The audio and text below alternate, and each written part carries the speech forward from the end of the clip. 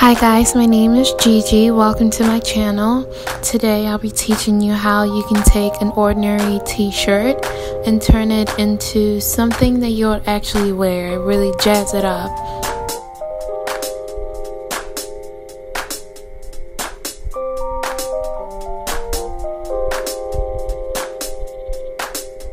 If you are new to my channel, I would greatly appreciate it if you subscribe to get notifications on my latest uploads. I will be uploading a lot more stuff. I'm pretty excited about that. Also, if you like this video, please don't hesitate to give it a thumbs up. Your support goes a long way.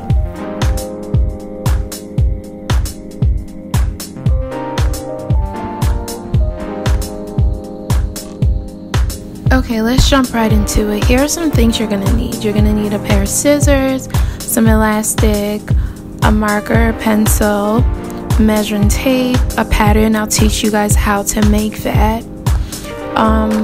You're gonna need some French curves. This is completely optional, a ruler, and a tank top or a sports bra that fits you very well. In addition to that, you're gonna need a t-shirt. So I got my shirt from a thrift store, and let me tell you guys, it smelled like shit. No disrespect to anyone. It smelled like a homeless man wore it and took it off and returned it, and the store put it right back in the racks. It smelled like shit, so I had to wash my shirt, of course. So if you get a shirt from a thrift store, I would advise you to wash it. Okay, so I forgot to mention this, but you're going to need some pattern paper. So to make the pattern, you're going to measure how long you want your shirt to be. So from your shoulder down to however long you want it to be. When I was drafting the pattern, I wanted my shirt to be 17 inches long. However, I changed my mind, and you will see that as you go on in the video.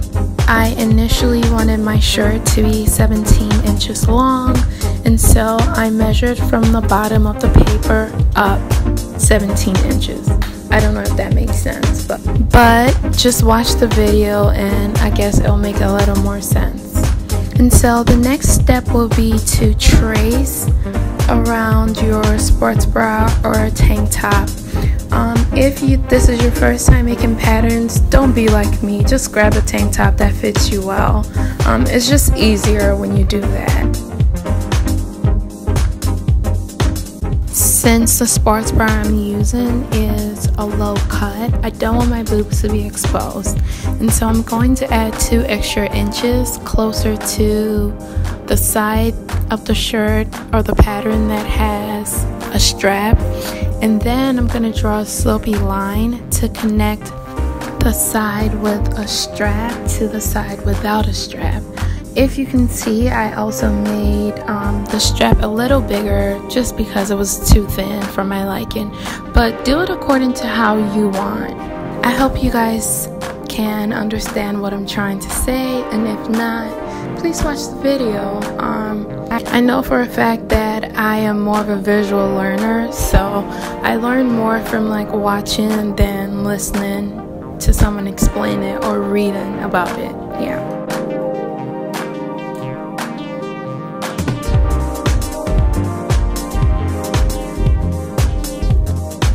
Oh, one thing you guys don't see me doing in the video is including seam allowance. And seam allowance is very, very, very important. If you guys want to learn more about seam allowance, let me know in the comments below, and I'll upload a more in-depth tutorial on how to achieve that. So what you see me doing right now is playing with the placement of my pattern. Because my shirt has words, I want the words to be centered right across my chest. But you guys don't have to do that if your shirt doesn't have words or if you just don't care. So this part is really simple. Just cut out the shape of the pattern.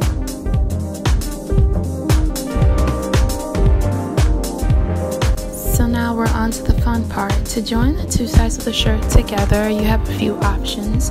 You can either hand sew. I suck at hand sewing. I can't hand sew for my life. So no, personally I wouldn't do that. You could use a sewing machine or a serger. I prefer using a serger, but I am demonstrating what a sewing machine will look like versus a serger. So using a stretch stitch on your sewing machine, you're just going to sew the two sides together and join them together. Like I said, I prefer using a serger. Of course, it takes a lot more skill to use a serger, but it gives you a more professional look, and it's by far faster than a sewing machine or hand sewing. As you can see, the serge edge looks more professional than the sewing edge.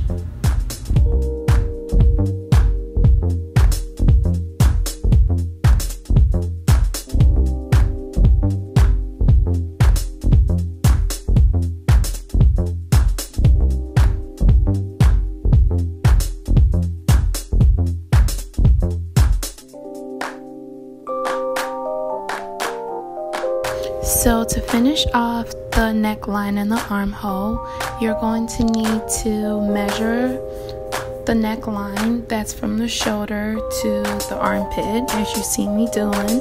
Multiply that by 2 and subtract about 1 or 2 inches, and you're going to do the same for the armhole as you see me doing.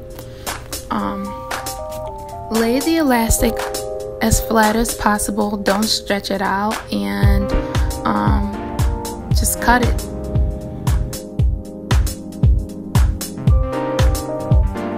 In this step, you're going to connect the elastic to the wrong side of your shirt. So you can do that by using your sewing machine and using a stretch stitch. As I said, I personally prefer using a serger because it's quicker. And so what you see me doing is doing the same thing. Sew the elastic to the shirt using a few stitches, and once the elastic is secured to the shirt, pull on it a tad bit.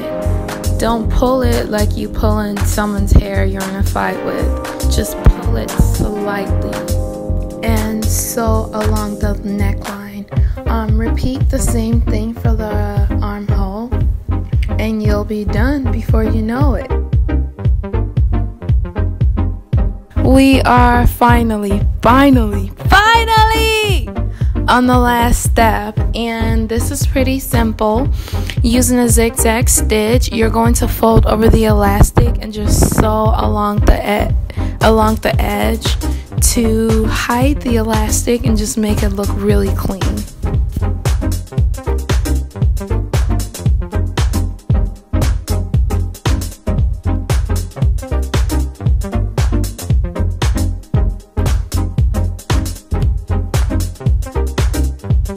Now look how clean and professional that looks.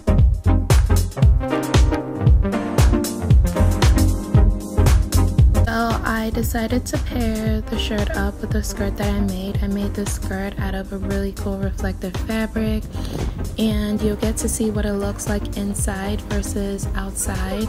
I will put a link to my website in the description box so you guys can check it out. Also, I will include a link to all my social media accounts just so we can connect with each other. Thank you guys so much for watching, and don't forget to like this video if you like it, and subscribe to get the latest updates, and comment on what you guys want to see more on my channel. Thank you guys so much.